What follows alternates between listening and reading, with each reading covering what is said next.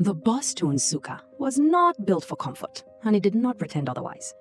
Ada had been sitting in the middle row for 3 hours and 40 minutes, she had counted, with a tote bag in her lap, her spine straight, and the careful stillness of someone who had decided exactly how she was going to experience this journey, without complaint and without eye contact. Her mother had said these would be the best years of her life. Her mother had never taken the Enugu-Nsukka road in August. The woman to Ada's left was selling chin-chin from a tray balanced on her knees. The man to her right had a bag beneath the seat that moved occasionally, and in ways Ada chose not to investigate. The campus gate appeared through a smudged window without warning, large, concrete, hung with a welcome banner that had seen better weather. Through the gates, green, buildings, a road that curved out of sight, hundreds of people. Ada looked at it. Something shifted in her chest. Not excitement exactly, something older and quieter, an acknowledgement. She was here. She straightened her back and began.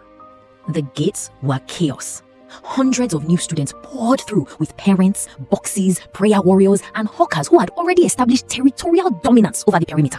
Someone's father was crying. 3 people were crying actually. Tomiwa had counted all of them.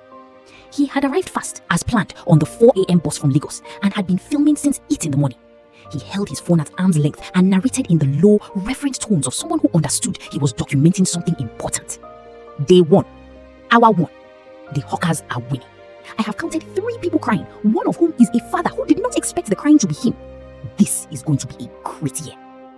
Tomiwa Olatunji was 18 years old and had a YouTube channel with 340 subscribers that he described as pre-viral.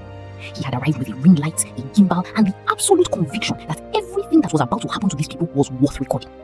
Emeka Dike arrived mid-crowd with 2 bags over his shoulders and the loose-limbed energy of someone who had been waiting a long time for exactly this. He was from Surulere, Lagos, second of 4 children, raised in a house full of noise and negotiation and his mother's perpetual catering business. And he had spent 4 years of secondary school imagining what it would feel like to be somewhere new. He did not see the girl fighting a broken wheels trolley across the crowd. That would come later, on the stairs. Bisi Adeyemi stepped out of her Uber in a carefully assembled first-day outfit, assessed the situation with the efficiency of someone who had prepared for it, and said quietly to herself, "Right, we survived this." She had already identified the hostel allocation table. She was heading for it when another girl reached for the same form at the exact same moment. They looked at each other. Bisi took in neat clothes, careful posture, a tote bag held close, eyes that were measuring the situation before committing to any response. She made a decision in approximately 2 seconds. "Bloxy," she said. The girl looked at her. A pause, measured, not unfriendly. "Bloxy, we are going to be friends." Another pause. "Let us survive the queue first." Bisi smiled. She had a feeling about this one. The hostel allocation office was hot, slow, and staffed by one woman who had achieved a complete philosophical peace with how long things took. The queue moved like it had somewhere else to be. Eventually. Ada and Bisi had been standing in it for 22 minutes, and Bisi had been talking for most of them. She had researched the blocks. Block C had the best bathrooms. Block A had a plumbing situation last year that nobody would describe in full. 3 separate people had simply said Block A and shuddered. 3rd floor had 2 working sockets per room. She knew this because she had found a Facebook group for Block C residents going back 6 years and had been in contact with the 3rd-year administrator since July. "You researched the hostel blocks," Ada said. "I researched everything," Bisi replied, without apology. Ada looked at her for a moment. This precise, prepared, entirely self-possessed person who had simply decided they were friends. She felt something loosen, slightly, in the part of her that had been braced since the bus. 3 people ahead of them. The boy who had caught the trolley at the gates was making the people around him laugh. He caught Ada's eye by accident and smiled, easy, automatic. The smile of someone for whom warmth was simply the default setting. She looked away. "He has been looking at you," Bisi said, at a volume Ada did not appreciate. "He has been looking at everyone. That is a different thing." Bisi said nothing. She filed this observation neatly and without comment, the way she filed most things that were going to matter later. The lift in Block C had a sign, "Out of order." Below it, in red marker, "Since 2019. Below that, in a different hand, "And counting." Ada stood at the bottom of the stairs and looked at the sign, looked at her box, picked it up, and started climbing. Emeka arrived at the stairwell at the same moment, 2 bags over his shoulders, heading to the 4th floor. He saw her immediately. "Can I help?" "No, thank you." She kept climbing. He watched for exactly 1 second, the duration precisely. "I am going to the 4th floor anyway. We can carry it to your floor together." "I have it." "I know," he said pleasantly, taking the other end of the box. "And now we both have it." She could not get it back without a scene. Ada did not make sense. She kept walking. He took the heavier end without appearing to notice he was doing it. Emeka, engineering. A pause on the first landing. The pause of someone deciding how much to give. Ada, medicine. Medicine. So I am carrying this box for my future doctor. You are carrying it for yourself, apparently. He laughed, genuinely, without performance. Ada noted this and set it aside. They climbed. At her door, the box set down. She said, "Thank you, I had it." He looked at her. "I know." The door closed. Emeka stood in the corridor for a moment. Then he grinned, slow, private, at nobody, and said to the air, "That is completely fine." From the landing below, Tomiwa lowered his phone 3 centimeters. Day 1, hour 2. I have witnessed a love story begin, and the woman in question does not know it yet. He looked into the lens. Subscribe for updates. Ada's room was small and functional, and exactly what she had prepared herself for. She unpacked in the order she had planned, clothes, books, everything else, and last of all, she pinned the timetable above her desk, stood back. It was, she felt, a reasonable plan for a reasonable life. BC knocked 10 minutes later with a bag of snacks and an immediate audit of the room. She found the socket, then the timetable, and stopped. "You color-coded your timetable?" "Yes." "Before school has started?" "Yes." "A bit." "I like you." She sat on the lower bunk as if she had always lived there and held out the snack bag. Ada took a chin-chin. It was, she decided, an acceptable beginning. Through the window in the courtyard below, Emeka was already surrounded by 5 people, already making them laugh. Ada watched him for 1 second. Then she looked away and kept unpacking. Emeka's room on the 4th floor became itself very quickly. His roommate Bashir had arrived before him, organized, earphones in, textbook open. The stillness of someone who had simply gotten on with it. Emeka introduced himself with warmth. Bashir nodded once, replaced the earphone, returned to the book. Emeka respected this completely. He unpacked his side of the room. By evening, 2 more people from the floor had drifted in. Someone had a gas cooker, and Emeka's room smelled of stock cubes and conversation. By 6 o'clock, the corridor was alive. Doors open, music competing between rooms, the smell of indomie and ambition drifting through the block. Emeka moved through it like he had always lived there. BC walked it room by room, name, department, state, useful. Tomiwa filmed everything and narrated quietly. Ada came out at 6:30 with a kettle and the focused expression of someone with a specific mission. She did not see the figure at the far end of the corridor. Older, 20, well-dressed, in the considered way of someone who had already learned how things worked here. He stood still for a moment. Something involuntary. Then he left. Ada called home at 10. Her father answered on the 2nd ring, as always, and talked for 11 minutes about study habits, Sunday calls, and the specific dangers of distraction. She said, "Yes, I know," until he was done, then said goodnight and hung up, and stood on the narrow corridor balcony with the phone in her hand and looked at the campus. It was enormous. She had known this as a fact. She had looked up the acreage, the faculties, the student population. But knowing something as a fact and knowing it in your body are entirely different things. And standing there at 10 o'clock on her first night, she discovered she had only known it as a fact. 4 years. Out there. Real. She let herself feel this, briefly and privately, in the dark. Then the balcony door opened. Emeka stepped out wanting air. He stopped when he saw her. He almost went back inside. He didn't. He stood a few feet away and looked out at the same campus. Then Tomiwa stepped through the door with his phone raised. "Do not mind me. Continue." "Tomiwa," Emeka said, "I will throw that phone off this balcony." "I am gone. I was never here. Pretend I was the wind." Ada almost laughed. She caught it, straightened. "Good night." She went inside. Emeka watched the door close, then turned back to the campus and smiled. Slowly, privately, with nothing performed about it at all. Outside Ada's door, her desk lamp was still on. In 3C, she sat at her desk with her timetable on the wall and her textbook open, and the campus enormous and patient outside her window, holding everything that had not happened yet. 3 weeks into first semester, Ada's practical score was wrong. Not wrong in the way of human error, wrong in the way of something deliberate. She had sat the practical, answered correctly, submitted everything on time.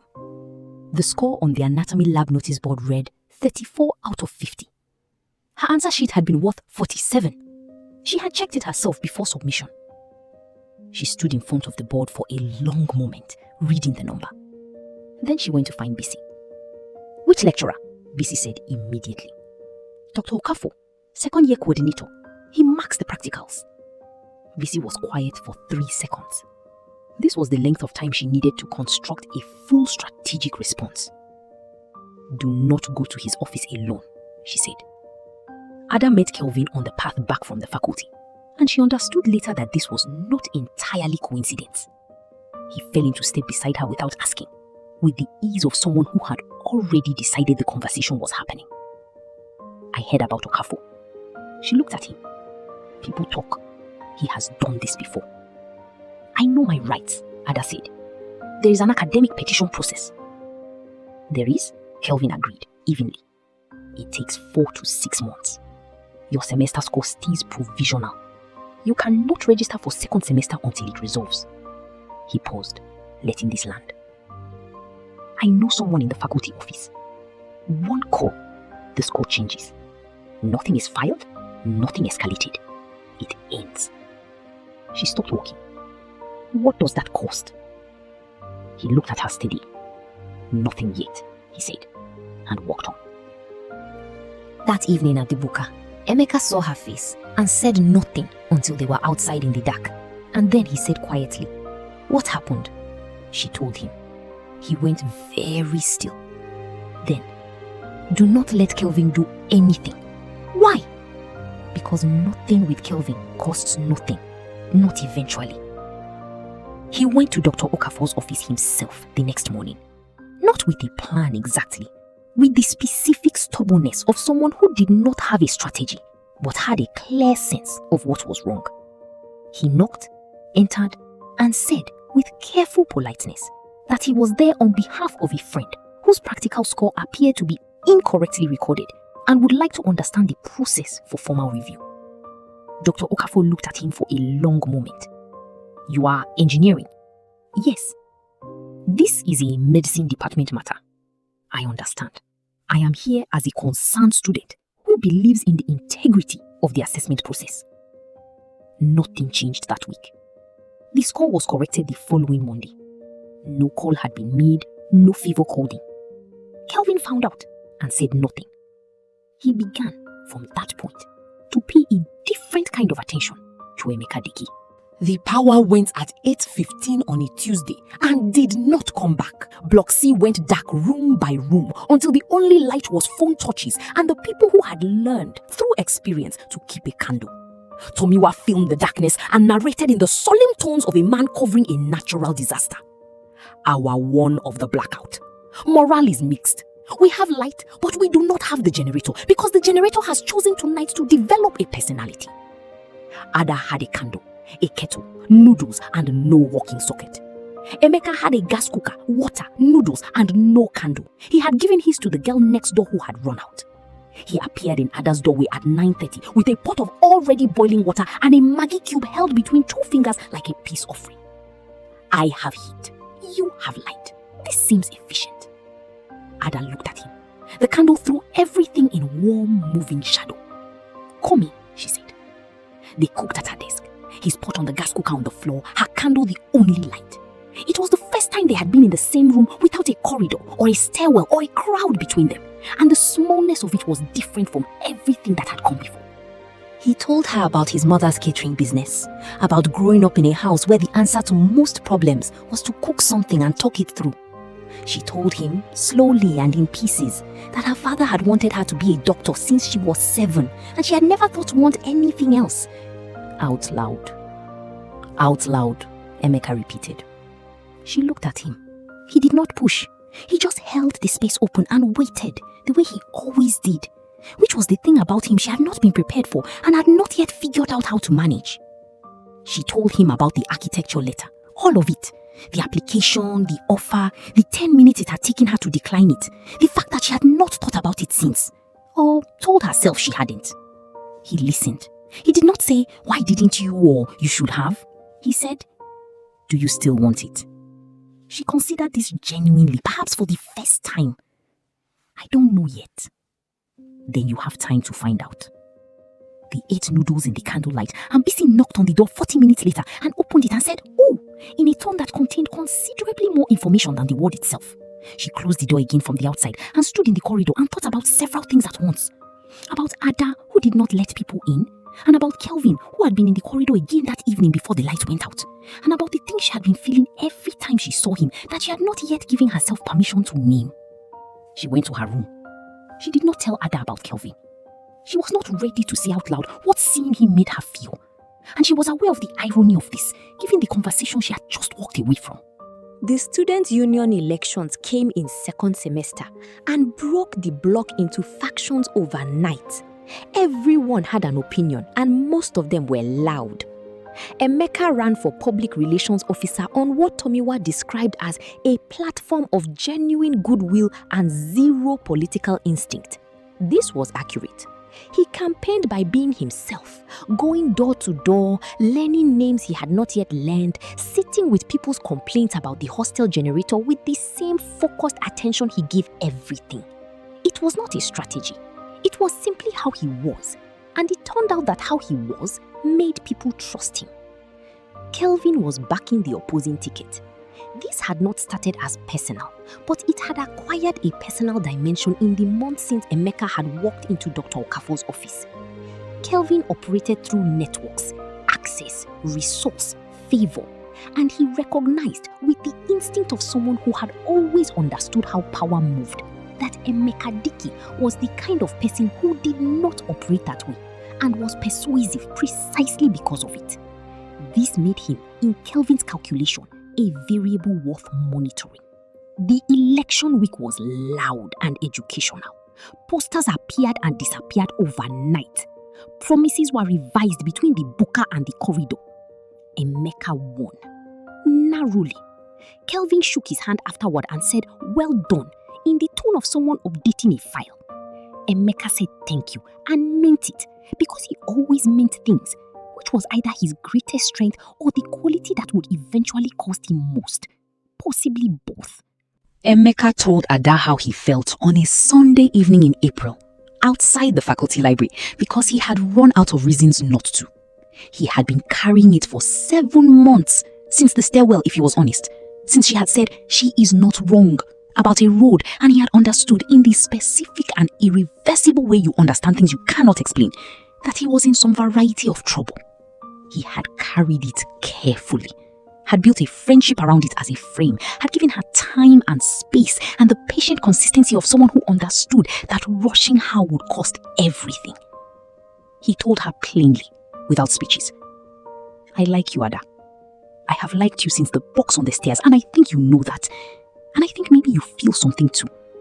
I am not asking you to say yes right now. I am just tired of pretending I don't." She was very still for a long moment. The library lights were on behind them. Students moving inside the glass doors. The evening was warm. "Emeka, I cannot afford to feel things right now. That is not the same as not feeling them." "I know," she said. And she walked back inside. He stood outside the library for a while. He had known this was a possible outcome. He had prepared for it. Preparation turned out not to help much. He found Tomiwa later that evening, who had filmed approximately 4 seconds of the conversation from the library steps before Emeka looked up. "Delete it," Emeka said. Tomiwa, who had already watched it twice and understood exactly what he had seen, deleted it immediately. He said nothing for the rest of the evening, which was the most sincere form of respect he knew how to offer. The long vacation came and the campus emptied, and Ada stayed. Her father had a conference in August. Her mother's school was in third term exams. Ada told them calmly that she needed the time to get ahead on second year reading. This was true. It was also the first time in her life she had been somewhere without being watched, and she had not realized how much she needed that until the noise of 400 hostel residents receded, and she could hear herself think. Emeka stayed too. A deferred project submission and a part-time engineering attachment 2 kilometers from campus that paid him enough to send something home each month. He had not known Ada would still be there when the campus emptied. He found out on the 3rd day when he passed the faculty library and saw her through the window at her usual desk in the particular stillness that was entirely her own. The campus during long vac was a different country. The buka became 3 tables instead of 30. The corridors were wide and quiet. The generator, freed from the demands of 400 students, ran without complaint. A discovery that caused several residents to briefly and irrationally resent the full academic year. They ate together most evenings without deciding to. It happened the way things happen when 2 people are in a small, quiet place with time and no audience. Gradually, then as a matter of course. He told her about the site visits, the calculations, the senior engineer who explained everything twice and expected you to understand it once. She told him about second year anatomy and the specific terror of being examined on things that still felt abstract. She told him about the architecture letter again, but differently this time, not as a confession, but as a thing she was still trying to understand about herself. He listened. When she finished, he said, "Do you still want it?" She thought about it genuinely, longer than before. "I don't know yet." "Then you have time," he said. "You don't have to know yet." Nothing happened. Everything shifted. By the time the campus refilled in September and the corridor noise came back and the generator returned to its complicated relationship with reliability, something between them had moved that neither of them had announced, and both of them knew. Final year arrived and attempted to end all of them. Ada's project was on cardiac intervention outcomes in patients under 40. She had chosen it in October and defended her proposal in November and had been living inside it since, in the way of someone who had made a decision and was seeing it through. Emeka's final project was a structural assessment of campus buildings that had never been officially evaluated, which had seemed like an interesting idea in September and had become, by January, a reckoning with the amount of data that interesting ideas required. BC had 4 moot court competitions, a law journal submission, and a sleeping situation she described as purely theoretical. Tomiwa was quietly completing a documentary he had not announced to anyone. He had been filming it for 4 years. It was nearly done. Kelvin made his last move on Ada in November, 2 months before finals. He appeared at her faculty reading room at 8 in the evening with coffee and the unhurried ease of a man who had decided that waiting had been a reasonable strategy and it was time to try something more direct. He told her she was exceptional. He told her he had always thought so. He told her about his contacts at the medical school in Abuja, about the ward that could be put in the right place, the internship placement that would otherwise take years of luck to secure. Ada listened until he was finished. Then, "I have worked for everything I have. I am not going to start now with a shortcut I did not ask for from someone I do not trust." She picked up her books and left. Kelvin sat alone in the reading room for a moment. He was not angry. He was, for the first time in a long time, genuinely at a loss. He had not expected that. He was not sure why not. He had been watching her for 2 years and somehow had still not understood what he was looking at. BC's secret came out in December. She had been in love with Kelvin since the first evening she had seen him at the end of the corridor in their first week. She had spent 2 years helping Ada navigate around him while privately, methodically falling further, and had constructed the whole thing as a legal argument she kept winning in her own head and never examined too closely anywhere else. When it came out, Ada sat with her on the floor of BC's room for a long time and said nothing. Then, "Why didn't you tell me?" "Because I was advising you to avoid him. It seemed inconsistent." Ada looked at her friend. Brilliant, strategic, impossible, self-defeating, and laughed. BC, after a moment, laughed too. The kind of laugh that only comes after something has been too heavy for too long, when the weight finally shifts, and the absurdity of having carried it becomes, briefly, funnier than it is painful. Graduation day was loud and photographic and slightly surreal in the way of all ceremonies that mark the end of something large. They wore their gowns and stood in the sun and took the photographs their parents needed and said the things that were said on graduation days and smiled until their faces remembered how. Ada's father held her face in both hands and said, "That is my daughter," with the tears he had promised he would not shed, and Ada held very still and let him, because he had earned this and she knew it. Found Emeka. They had not talked, not properly, about April and the library and the long vacation and the thing that had shifted and kept shifting in 8 months. Emeka. He turned. She said, I was not ready. In April. I want you to know it was not because I did not feel it. He looked at her. She was in her graduation gown on the last day of the 4 years that had changed everything she thought she knew about herself. He was looking at her the way he had always looked at her, steadily, without pressure, with the patience she had never quite understood how to deserve. And now, he said, ask me in 3 weeks, when we know where we are posted. He understood. NYSC, different states maybe, or the same one. The federal government would decide, as the federal government decided most things, without consulting the people most affected. She was not saying no. She was saying, let us see what we are working with first. Let me be honest about the terms before I agree to them. He nodded. He almost smiled. 3 weeks, he said. Tomiwa's graduation vlog went up that evening and hit 40,000 views by midnight, which he described with great satisfaction as spiritually vindicated pre-viral status. He had not included the footage of Ada and Emeka under the marquee. He had filmed it. He had decided some things were not for the internet. The NYSC posting letter said Plateau State. Ada read it twice. She called Bisi first, Lagos, then her mother. Then she sat with the letter in her hand and thought about Emeka, whom she had not yet called, because she was not sure what she was hoping to hear, and she had learned across 4 years that hope required management. She called him last. Plateau, she said. A pause. Then from his end, something that sounded like a breath that had been held for 3 weeks finally releasing. Me too, he said. She had looked up the odds. They were not impossible. They were also not good. She sat with the letter and the phone and the thing she had been managing since April and let herself for a moment not manage it. NYSC orientation camp in Plateau State was organized chaos of a different category from university. More khaki, more whistles, more people trying to remember the words to the NYSC anthem under the supervision of camp officials who found this amusing. 3,000 corps members, 3 parade grounds, a registration system sorted by state of origin, and a kitchenette queue that began at 6 in the morning and operated on its own logic. Emeka had been looking for her since the first morning. Ada had been telling herself she was not looking.